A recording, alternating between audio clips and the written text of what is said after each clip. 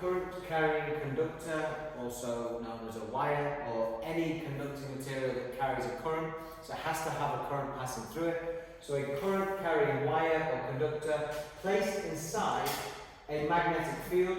So in this case it's a uniform magnetic field. Generally you'd use a uniform magnetic field just for ease more than anything. It doesn't have to be, but it makes sense that it is. Then this wire will experience a force. So the reason it's called the motor effect, if you want, why motors are called motors, is because they produce motion and therefore obviously they experience the force. So let's say at this point here, in the magnetic field on the wire, this wire will experience a force due to the motor effect because the wire itself is carrying a current. So if I actually draw the eye on there, which represents the direction of current, remember that we always follow conventional current when we're working with electricity and magnetism and the rules, for example, Fleming's left hand and the right hand grip rule. So if I was actually going to draw a battery or a power pack, then the positive would be at the top, negative at the bottom, because conventional current is going down. So why does the wire experience a force if you place it inside a magnetic field just because it has a current passing through? Well, from the previous chapter we learned that if a wire has a current flowing through it, then it will have its own magnetic field. So just flowing current produces a magnetic field. In a straight wire, like this one, it would be a concentric circle magnetic field. We use the right hand grip rule to determine the direction of those concentric circles.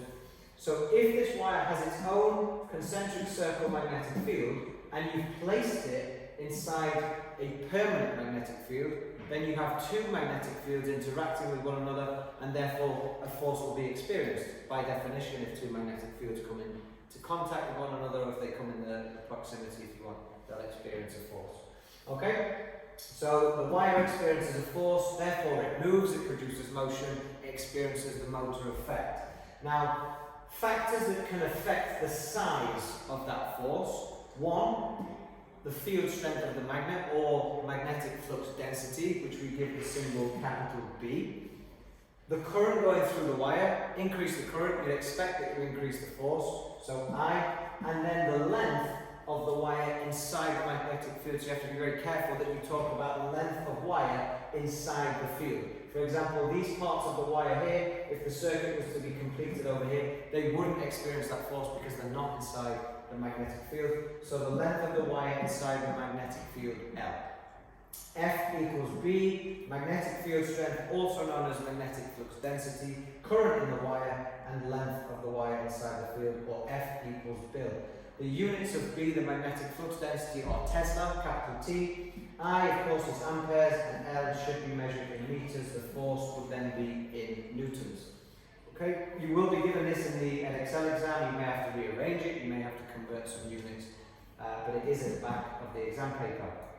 Now, similarly as well from before, when we turn the straight wire into a solenoid, the motor effect on a straight wire doesn't really have many practical applications, because all we can do is determine which direction this force will be. It may come out of the page, for example, upwards if it was on a desk, or we can change the direction of current, which will change the direction of the force, and it might go downwards. But then it's just kind of a forwards and backwards motion. It goes up, down, forwards, backwards, but there's no rotation. And at the end of the day, if we're going to have cars driving, jet engines obviously spinning to fly planes, then we need some sort of rotation. Before we discuss how we can turn this straight wire into an actual motor, we need to learn how to use what's called Fleming's left-hand rule to determine which direction will the force be.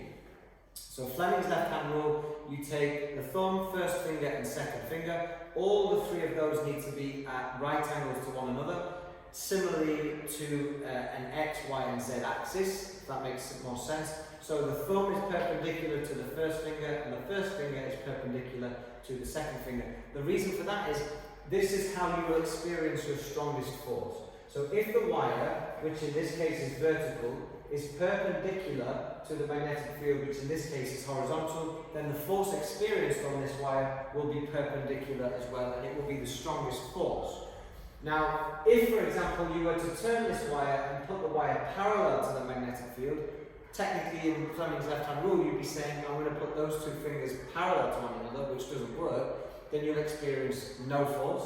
So if the wire is parallel to the field, no force is experienced.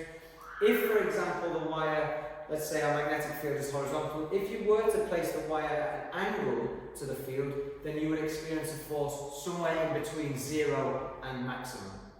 The actual component of the force would be, if the angle between the wire and the field was theta, then the force would become BIL multiplied by sine theta. Okay, but you're not required to know that in GCSE physics. It may be something the exam actually gives to you and tells you. And in that case, it would be, if the wire is placed at an angle of 20 degrees to the magnetic field, then the force would be BIL multiplied by sine 20. It's just a factor of the maximums between 0 and maximum force, but again, it's not a requirement for this. So, back to Fleming's left-hand rule. Once you have your fingers in the right positions, they have to stay in those perpendicular positions. You cannot begin to move your fingers, but what you can do is rotate your wrist, move your arm. It doesn't matter where they go, as long as your fingers remain in those same positions. Your thumb represents motion, so an easy way to remember that is thumb and motion, or force, the direction of the force. First finger is the field.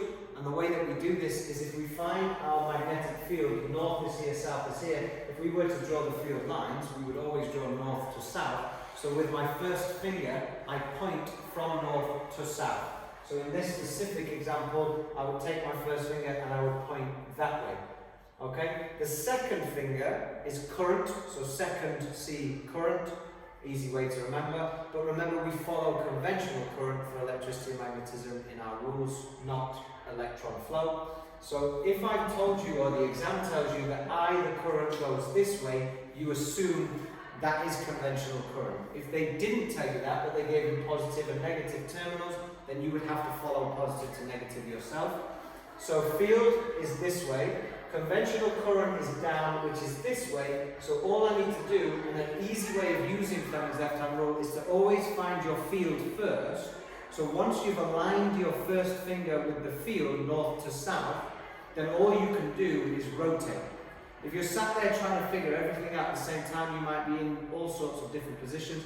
But if I know north to south is this way, all I can do now is rotate around that axis. So north to south is that way. Which way is the current? Second finger current, it's down, so I would rotate it down. Therefore the force experienced on this wire would be out of the page in this example.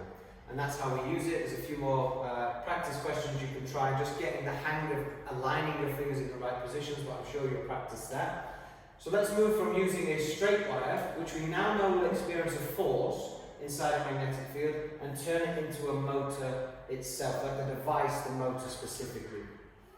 Okay, so if I have a rectangular coil, so this is what I'm going to do. I'm going to turn my straight wire into a rectangular coil.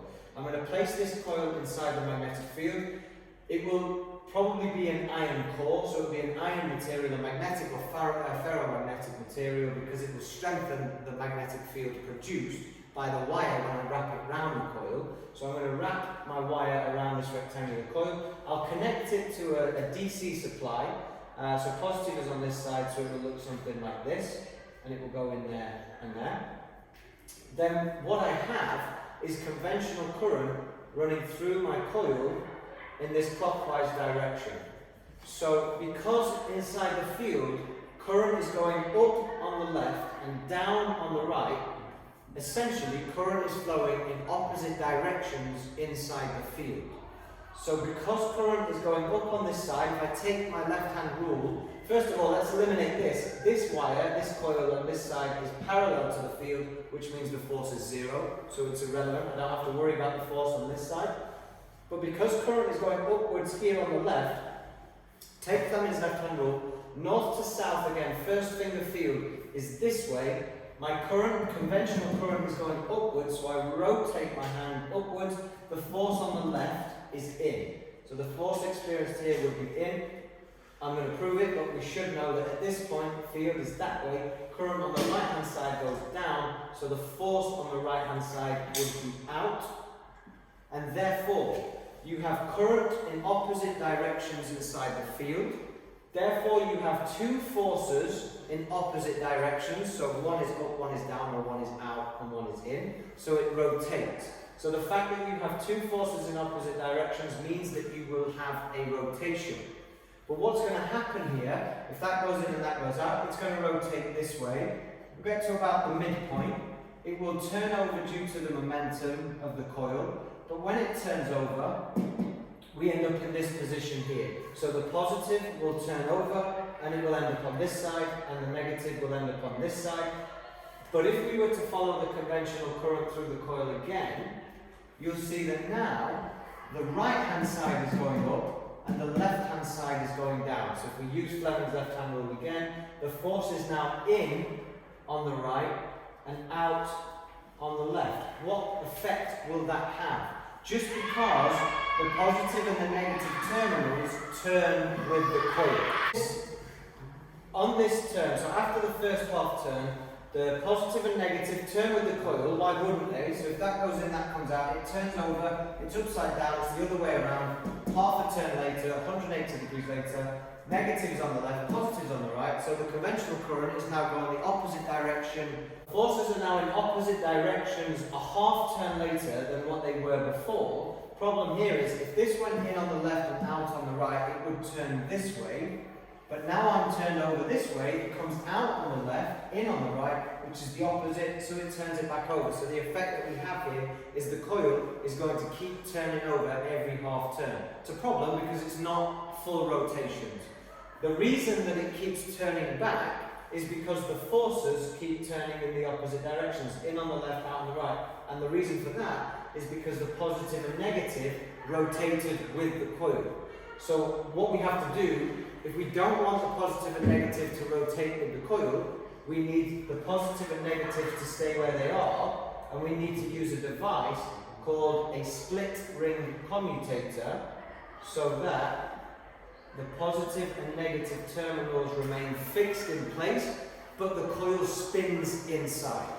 Okay, so the reason that we have a split ring is because the current is going to come, conventional current is going to come out of here, up here, into the ring, but then it will not go straight through, because if it was a full ring, it would just come straight back round, there would be no need for this coil. So we put a split in it, one half is connected to this side, the other half connected to this, the current goes through the coil, back round and completes the circuit here.